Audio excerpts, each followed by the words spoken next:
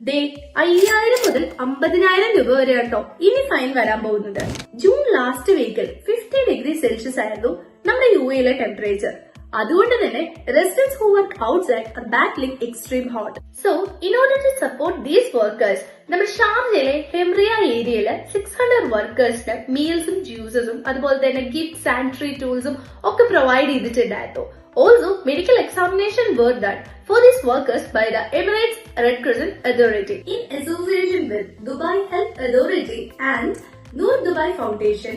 ഒരു health day implement ചെയ്തിട്ടുണ്ട് നമ്മുടെ വർക്കേഴ്സിന് വേണ്ടിയിട്ട്. ഓൾസോ യുഎയില് ഒരു മിഡ് ഡേ ബ്രേക്ക് ഇംപ്ലിമെന്റ് ചെയ്തിട്ടുണ്ട് ബിറ്റ്വീൻ 12:30 PM to 3 PM. അപ്പോ ഈ ഒരു മിഡ് ഡേ ബ്രേക്ക് നമ്മുടെ വർക്കേഴ്സിന് പ്രൊവൈഡ് ചെയ്യാത്ത കമ്പനികൾക്കെതിരെയാണ് ഈ ഒരു ഫൈൻ ഇംപ്ലിമെന്റ് ചെയ്തിരിക്കുന്നത്.